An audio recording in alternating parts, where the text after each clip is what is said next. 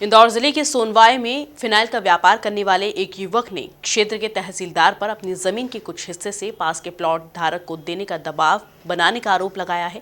हालांकि इसकी शिकायत उसने अपर कलेक्टर से कर दी है।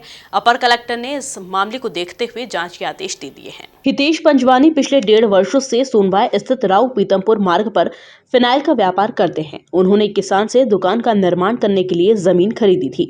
किसान की मृत्यु के बाद पास के प्लॉट धारक ने हितेश द्वारा अधिक जमीन लिए जाने की शिकायत दर्ज करवाई थी। इस शिकायत पर तहसीलदार संजय गर्ग की कोर्ट में प्रकरण चल रहा था।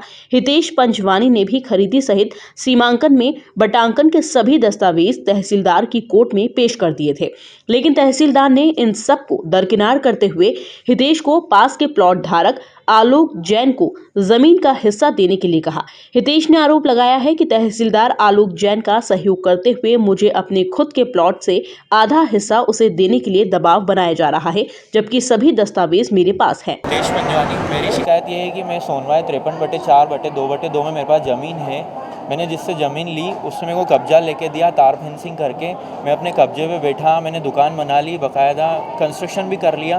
दुकान चलते हुए 1.5 साल हो गया है, वहाँ पे बैठा हूँ। जिससे मैंने दुकान खरीदी वो आदमी मर गया। उसके बाद अब आलोक जैन मेरा पड़ोसी, हमारी सेम दुकान है।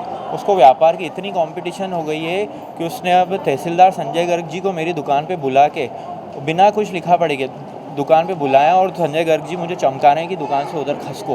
कौन है संजय गर्ग जी तहसीलदार है। मैंने बोला सर लिख के दो, फील्ड बुक बना के तो नहीं। बोले लिख के कुछ भी नहीं दूंगा।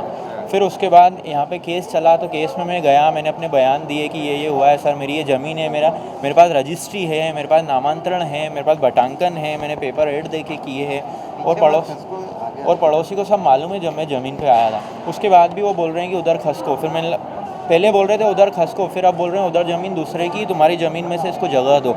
और मेरी 50 लाख रुपए की ज़मीन को उन्होंने 25 लाख बना दिया कि आधी ज़मीन तुम्हारी है, बाकी सब इसकी है। मैंने बोला मेरी ज़मीन कहाँ है, तो वो बताने को तैयार ही नहीं है। वो बोले जिससे तुमने खरीदी उसके पास जाओ, उसको केस करो, और मेरे को बस परेशान कर रहे हैं। मैं पिछले 1.5 साल से सिर्फ चक्कर खा रहा हूँ। अभी जन सुनवाई में अधिकारी जी कलेक्टर साहब को मैंने कंप्लेंट की। कलेक्टर साहब ने बोला बैठो मेरे ऑफिस में। मैं अभी संजय गर्ग जी को बुला रहा हूँ कि भैया इतने डॉक्यूमेंट हैं, इनमें सब लिखा हुआ है, उसके बाद इसको इसकी ज़मीन क्यों नहीं दे रहे हो? और ज़मीन के कागजों में भी बार बार हेरा फेरी कर रहे हैं। मेरे को चक्कर खिला खिला के दुखी कर दिया है। जब इस मामले में अपर कलेक्टर पवन जैन से चर्चा की गई तो उनका कहना था कि दस्तावेजों के आधार पर तो यह प्रतीत होता है कि तहसीलदार ने आलोक जैन का पक्ष लेते हुए हितेश पर दबाव बनाया है। वो राव का मामला है, हमारे बेड़े का साहब देख रहे हैं अपर कलेक्टर, क्योंकि राव तहसील उनके क्षेत्राधिकार में है, उनके संज्ञान में है। और प्रथम दृष्टया जो शिकायत है वो ऐसी प्रतीत हो रही है कि नायब तहसीलदार श्री गर्ग द्वारा नियम विरुद्ध कुछ कार्रवाइयाँ की गई हैं, इसको संज्ञान में लेकर के वो जरूर उनको कार्रवाई होगी। इधर तहसीलदार संजय गर्ग ने मीडिया के कैमरे पर तो चर्चा नहीं की, लेकिन जानकारी देते हुए बताया कि हितेश ने